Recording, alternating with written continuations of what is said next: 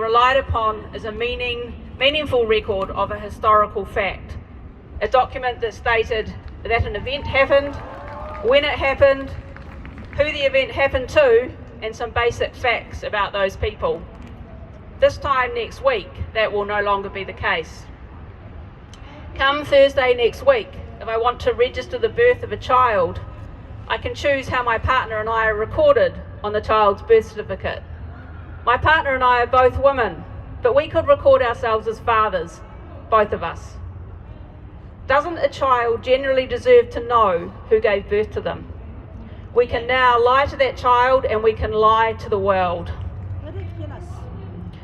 Secondly, any adult and some children can change the marker on their birth certificate. They might feel they have a good reason for this, but all they are doing is changing the marker on their birth certificate. They are not changing their sex.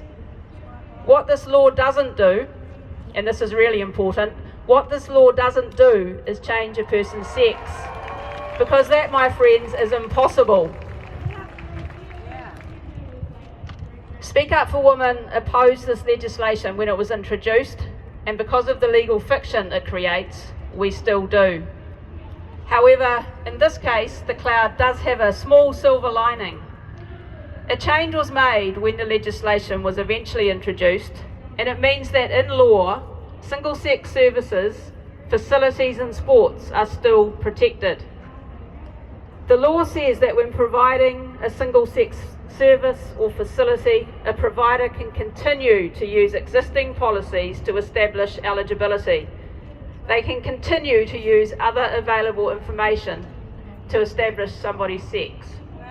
This applies to positive discrimination actions under the Human Rights Act. This applies to the Invercargill City Council and their swimming pool. If they want to provide changing rooms that exclude any males, then they can, but will they? So, while in many ways nothing will change, in some ways it changes everything.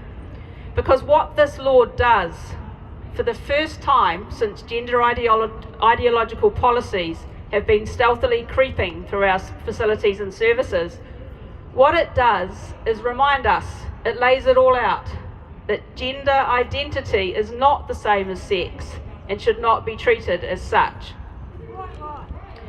This is an opportunity for service providers to listen to the women who are telling them that they don't want men in their changing rooms. No men, no matter how those men identify.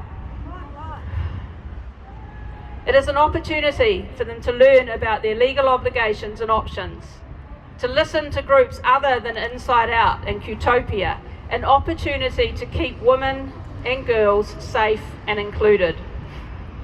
Most importantly, it's an opportunity for us all to speak up.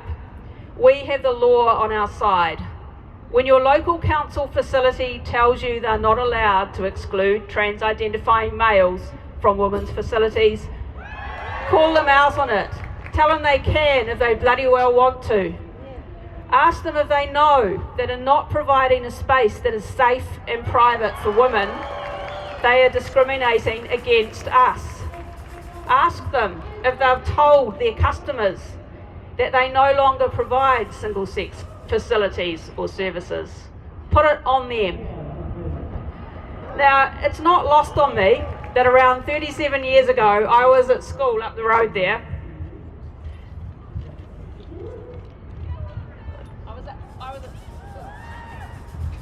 I was at school up the road there while a petition was being presented to Parliament to prevent gay and lesbian liberation, to prevent same-sex relationships being legal. There are men and women here today who fought back against that petition. Some of them will be speaking, and they won. And I doubt that they thought they would be back here for this reason. For at least 30 of those 37 years, we have lived in a New Zealand where same-sex relationships have been recognised by most and celebrated by many.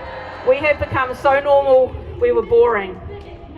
But more recently, it's become less palatable, less acceptable to express a desire to have an exclusively same-sex relationship. This exclusive nature of our relationships has been questioned by the new self-declared keepers of the rainbow. And apparently we are just wrong. No debate, they say. But we know that young people who are same-sex attracted today are not fundamentally different to how we were. They are not ultra-progressive and wise beyond their years. They are just as lust-filled and ridiculous as we were, and they are just as sure of what and who they like.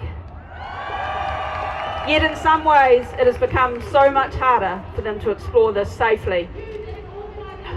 How can it be when places like Rainbow Youth offer youth groups based on subjective gender identity rather than sex, when Inside Out doesn't even use the word lesbian?